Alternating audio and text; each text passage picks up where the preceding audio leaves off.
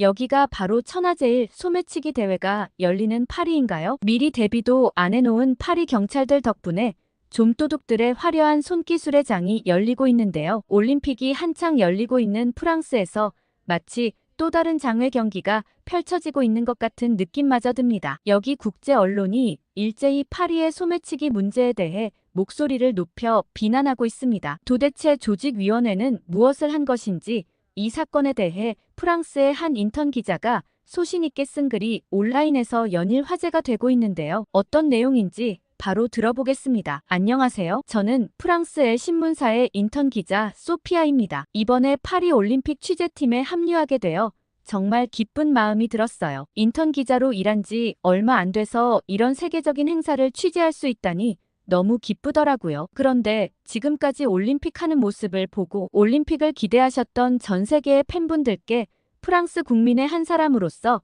죄송하다는 말씀을 드리고 싶어요. 정말 실망스러운 모습이 연일 이어지면서 부끄럽다는 말밖에 나오질 않는 것 같아요. 아무튼 사과의 말씀을 먼저 드리고 제 이야기를 시작해 볼게요. 저는 이번 올림픽 취재를 정말 기대했었는데 그건 스포츠 경기 때문이 아니었어요. 프랑스 선수들을 보기 위해서가 아닌 바로 한국 선수들을 가까이서 만나보고 싶었기 때문이죠. 저는 오래전부터 한국 문화의 열렬한 팬이었어요. 특히 K-팝에 푹 빠져 있는데 요즘 최고로 좋아하는 그룹이 바로 투모로우 바이 투모로우예요. 하이브에서 새로 데뷔한 그룹인데 이 그룹의 음악을 들으면 힘든 일도 잊게 되더라고요. 물론 BTS도 훌륭한 그룹이죠. 한국 노래의 특징은 굉장히 신나고 위로가 되는 음악들이 많더라고요. 아무튼 저는 한국 음악에 대한 관심을 가지기 시작하면서 저의 관심 영역은 점점 확대되었어요. 아무래도 기자인 만큼 사회 문제나 스포츠 영역에도 관심을 가지기 시작했죠. 그런데 제가 2021년 도쿄 올림픽에서 완전 홀라당 빠져버린 선수가 한 명 있어요. 당시 17세였던 김재덕 선수가 혼성 단체전에 출전했죠. 사실 김재덕 선수를 처음 보고 나서는 저렇게 어려 보이는 선수가 합류하다니 한국 양궁팀에는 인재가 없거나 저 선수가 정말 천재적인 선수거나 둘 중 하나겠거니 생각했어요. 그런데 결승전에서 그가 마지막 화살을 쏘고 난 뒤의 모습을 잊을 수가 없어요. 금메달을 확정 지은 순간 김재덕 선수가 두 팔을 들어올리며 포효하는 모습이 정말 특이했거든요. 이때까지 그런 장면을 본 적이 없어서 저는 놀라고 말았어요. 왜냐고요? 그때까지만 해도 양궁은 조용하고 차분한 스포츠라고만 생각했거든요. 하지만 김재덕 선수의 포효를 보며 양궁에도 이렇게 뜨거운 열정과 감동이 있다는 걸 알게 됐죠. 경기 후 인터뷰에서 그가 금메달을 목에 걸고 애국가를 들으며 울컥했다고 말하는 걸 들었을 때는 저도 모르게 눈물이 났어요. 17세의 어린 나이에 올림픽 금메달리스트가 되는 것도 놀랍지만 그의 순수한 애국심과 열정에 깊은 감동을 받았거든요. 저는 그날 경기가 끝나고 나서 유튜브에서 하루 종일 재덕 선수와 관련한 영상을 찾아보고서는 한국 양궁의 열렬한 팬이 되었죠. 정말 재미있었던 점은 재덕 선수가 양궁에 입문하게 된 뒷이야기였어요. 부모님께서 차분해지라고 양궁을 시키셨다고 했는데 그 말이 너무 웃겼거든요. 재덕 선수는 양궁장에서 가장 들떠있는 선수처럼 보였기 때문이죠. 포효하고 기뻐하고 방방 뛰는 모습이 이때까지 볼 수 없었던 양궁 선수가 아닌가 싶어요. 심지어 카메라 화면에서도 차분한 모습을 찍을 수 없다며 한국 팬들이 귀여워하는 모습도 인기가 많더라고요. 그렇게 저는 한국 양궁 영상에 대한 영상을 보면서 한국 양궁의 역사와 훈련 방식에 대해 알아갔어요. 롤러코스터를 타며 심장 박동수를 조절하는 훈련과 수십만 발의 화살을 쏘는 끈기 있는 연습까지 놀라웠죠. 이런 노력들이 있었기에 세계 최강의 실력이 가능한 거구나 싶었고 저는 꼭 양궁장 취재를 가고 싶은 집념으로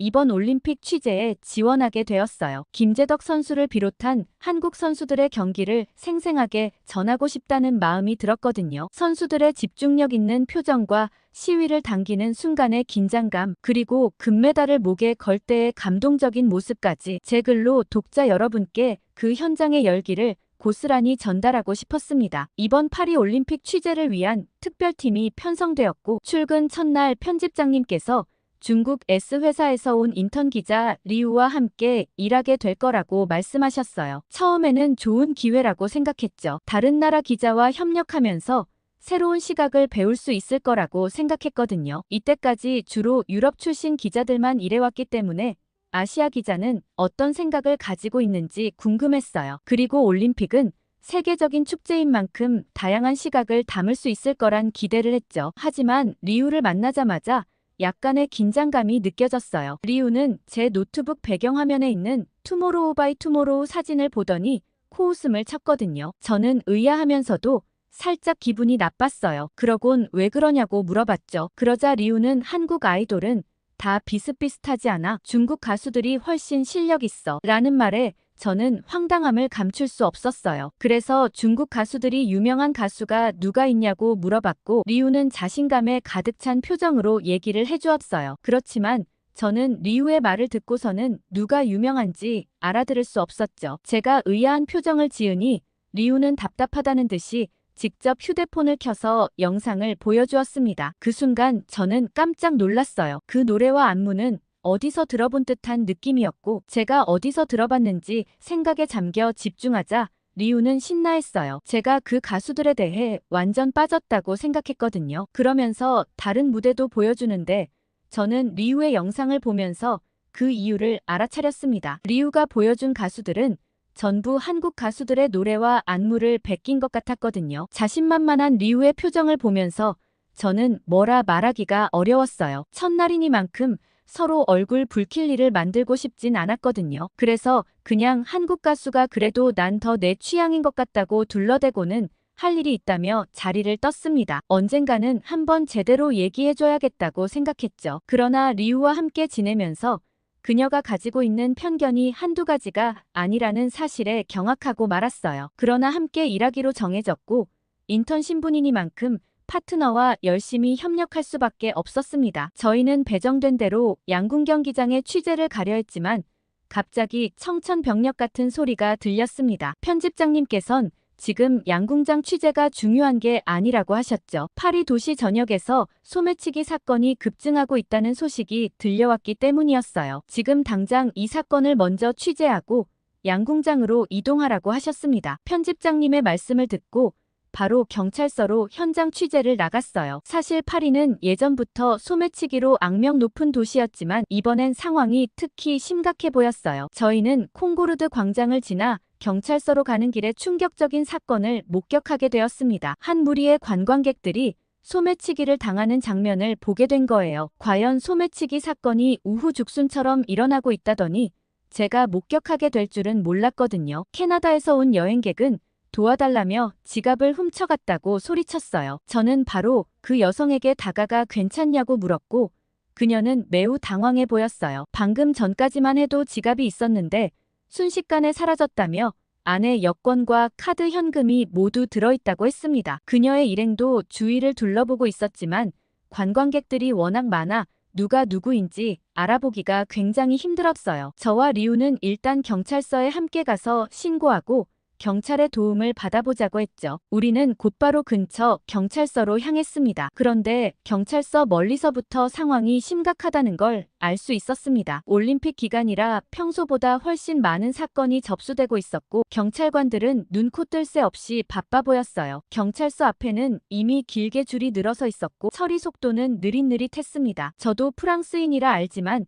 사실 프랑스는 이런 행정 처리 속도가 굉장히 느리거든요. 여기서 종이로 서류를 다 적어 작성해야 하고 작성하고 나서도 일 처리에 한참 걸릴 게 분명했어요. 그런데 캐나다 여성의 얘기를 듣고 저는 머리가 아파왔습니다. 당장 내일 저녁 출국이라 어떻게든 여권을 찾아야만 한다고 했어요. 아무래도 급한 사건을 먼저 처리해줘야 하는 거 아닐까 싶었지만 이미 밀려드는 업무로 경찰서는 마비 직전처럼 보였습니다. 경찰관들은 하루에만 100건이 넘는 사건들이 접수되고 있다며 지친 표정을 지었습니다. 광장 근처 작은 경찰서에도 100건 넘는 사건이 접수되고 있다는 말을 듣고서 파리 전역으로 따지면 범죄 규모가 어마어마하다고 생각했어요. 이건 단순 소매치기의 경범죄라고 보기에는 피해 규모가 매우 클 거라는 생각이 들었죠. 파리 올림픽을 계기로 유럽의 모든 소매치기들이 모인 거 아닐까 싶었습니다. 아니나 다를까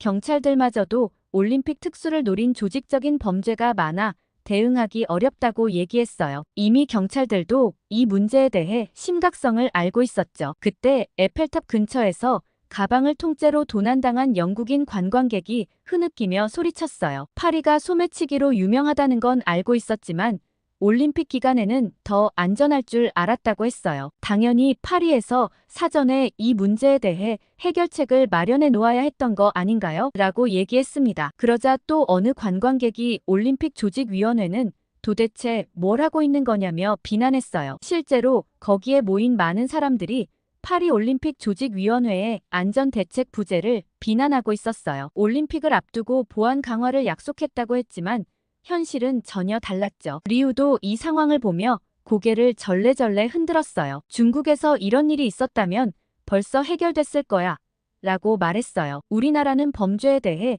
훨씬 더 엄격하게 대처하거든. 저는 리우의 말을 듣고 중국에서는 어떻게 엄격하게 대처하길래 이런 말을 할 수 있는 것인가 궁금했습니다. 그렇게 파리 경찰서는 아비규환의 현장이나 다름없었습니다. 그때 뜻밖의 인물들이 나타났습니다. 바로 한국 경찰이었어요. 파리가 한국 경찰에 협조 요청을 보내 올림픽 기간 동안 국제경찰 교류 프로그램의 일환으로 파리에 와 있다는 말을 들었는데 그 사람들인 것 같았어요. 한국 경찰들은 일사불란하게 사람들을 분류하기 시작했어요. 당장 급하게 일 처리를 해야 하는 사람들과 어느 정도 여유가 있는 사람들로 나누었습니다. 그리고는 태블릿 PC에 사건을 빠르게 기록해 나갔죠. 그리고는 캐나다 여성의 차례가 되었을 때 유창한 영어로 상황 설명을 들었습니다. 한국 경찰이었던 아준씨는 당장 내일 출국이라는 얘기를 듣고 우선 처리해드려야겠다며 즉시 행동에 나섰습니다. 바로 프랑스 경찰들과 신속하게 협의를 마치고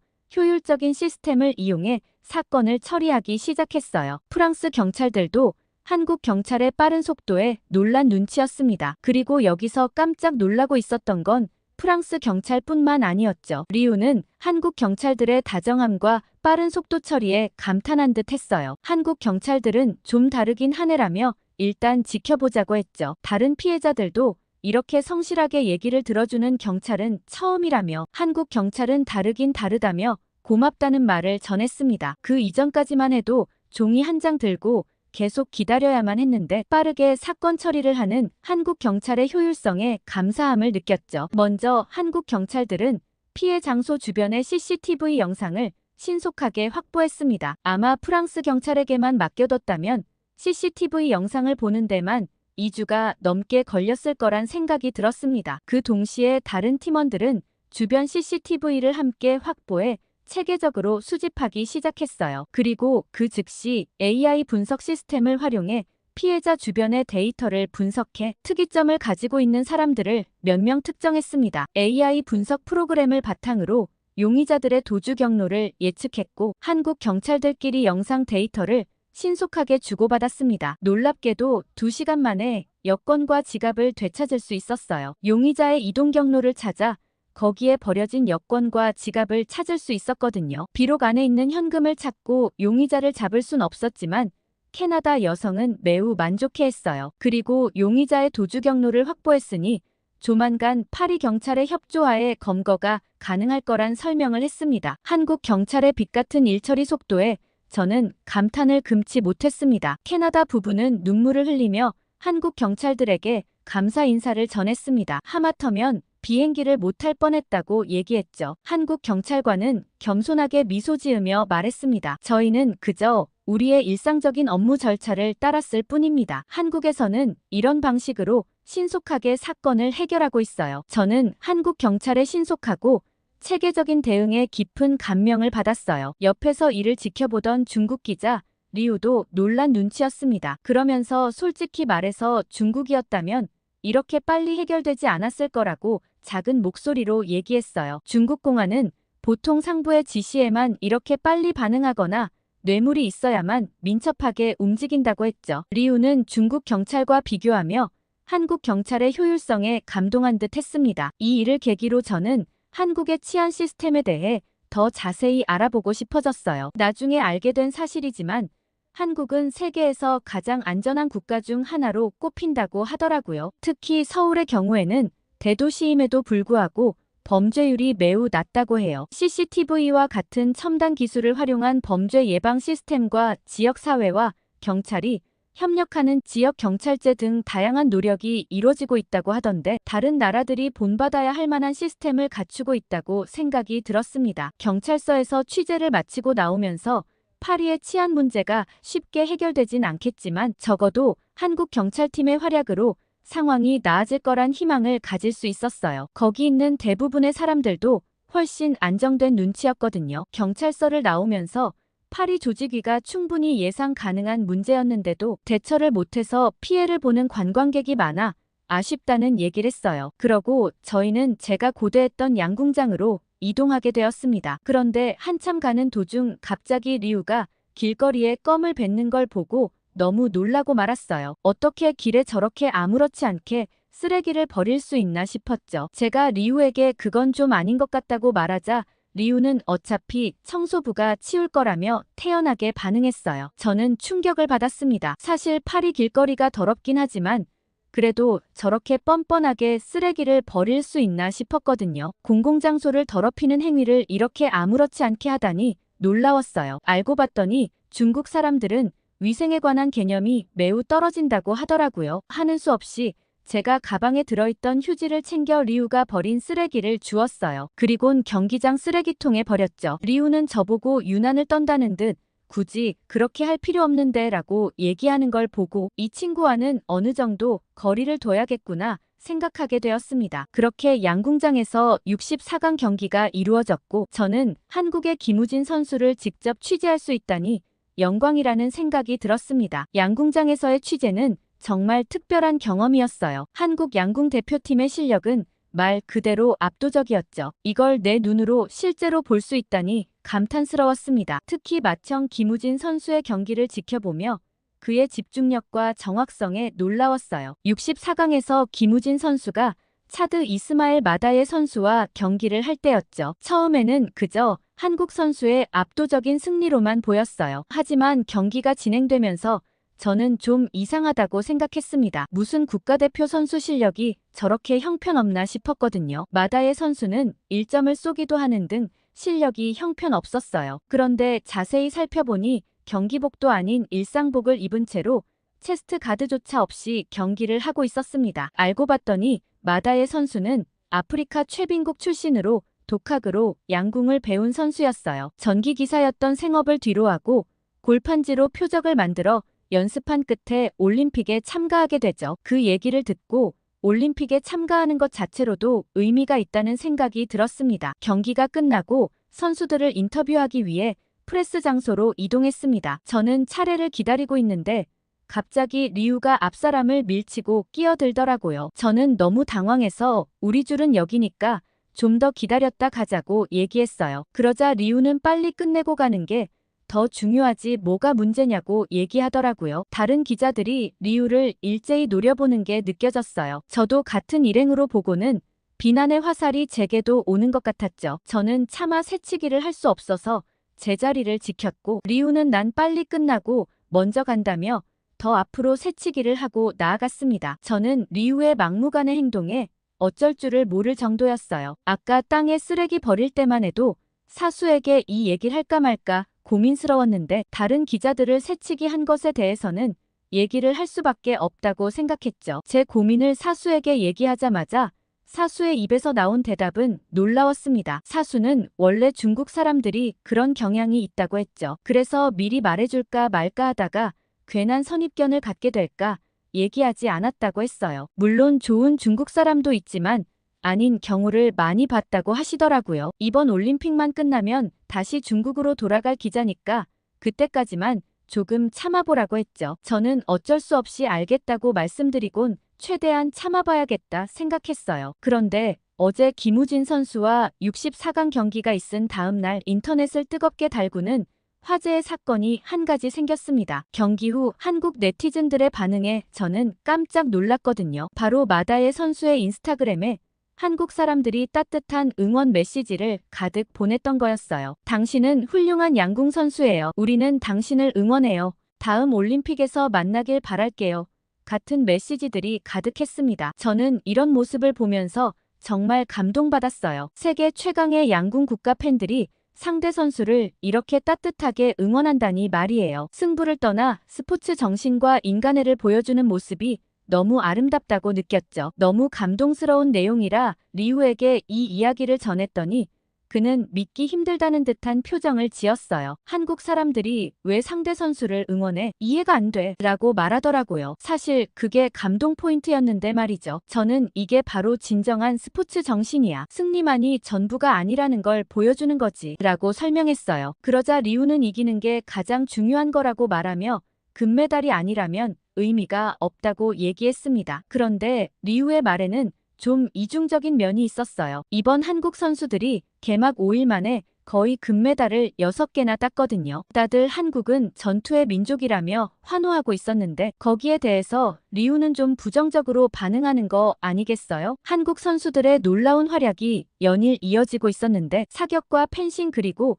양궁에서 각각 2개씩이나 금메달을 땄었죠. 당초 한국의 목표가 금메달 5개였다는 점을 고려하면 이는 정말 놀라운 성과였습니다. 특히 펜싱 남자 사브르 팀의 활약은 정말 인상적이었어요. 그들은 아시아 최초로 올림픽 3연패를 달성했습니다. 오상욱이라는 선수는 개인전에서도 금메달을 따내 더블 금메달을 목에 걸었어요. 게다가 양궁에서의 성과는 거의 역대급 기록이라는 생각이 들었습니다. 여자팀은 무려 10연패를 남자팀은 3연패를 달성했어요. 사격에서는 10대 선수들이 금메달을 따내는 파란까지 일으켰죠. 17세의 반효진 선수는 한국의 역대 올림픽 100번째 금메달의 주인공이 되었어요. 이런 놀라운 성과를 지켜보며 저는 한국이라는 나라에 대해 새로운 시각을 갖게 되었습니다. 그들의 끈기와 열정 그리고 체계적인 선수 육성 시스템이 이런 결과를 만들어냈다는 생각이 들었어요. 하지만 중국 기자 리우의 반응은 달랐습니다. 리우는 한국 같은 나라에서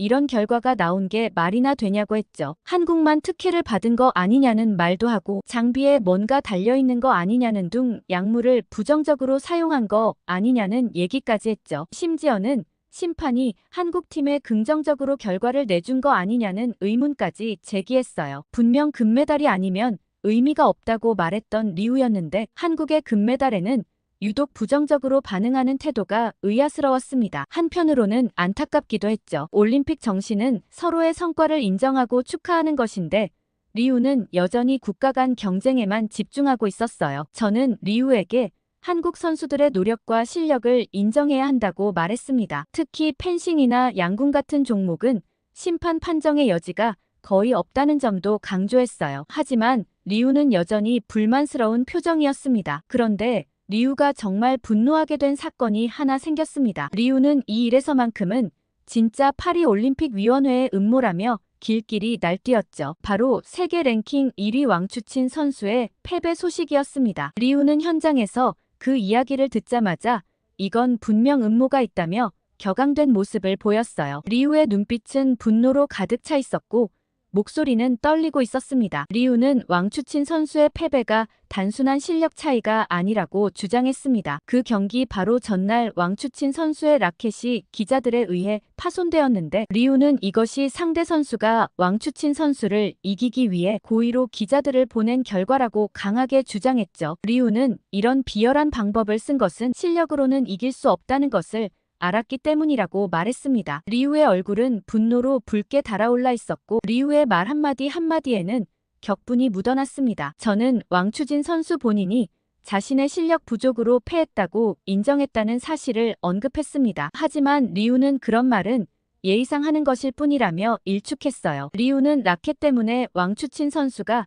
제대로 된 경기를 하지 못했다고 주장했습니다. 리우의 목소리에는 확신이 가득했고 리우의 주장은 더욱 강경해졌습니다. 그러면서 왕추친 선수가 이전 8번의 대결에서 모두 상대방을 이겼다는 사실을 강조했습니다. 이런 압도적인 차이를 가진 선수가 지는 것은 말이 되지 않는다고 열변을 토했죠. 리우의 말에는 논리적인 근거보다는 감정이 앞서는 듯 했습니다. 더 나아가 리우는 이번 사건을 중국 선수에 대한 불이익으로 규정했습니다. 리우는 중국이 이런 상황을 절대 참지 않을 것이라고 말했어요. 리우의 눈빛은 결연했고 말투에는 위협적인 뉘앙스까지 느껴졌습니다. 저는 리우의 이런 행동과 말에 큰 불편함을 느꼈습니다. 리우의 주장은 너무나 편파적이고 감정적으로 보였기 때문이죠. 더구나 이런 태도는 왕추친 선수를 이긴 스웨덴 선수의 노력과 실력을 완전히 무시하는 것 같았습니다. 저는 이 상황에 어떻게 대응해야 할지 몰라 당황스러웠습니다. 솔직히 말해서 저도 왕추친 선수가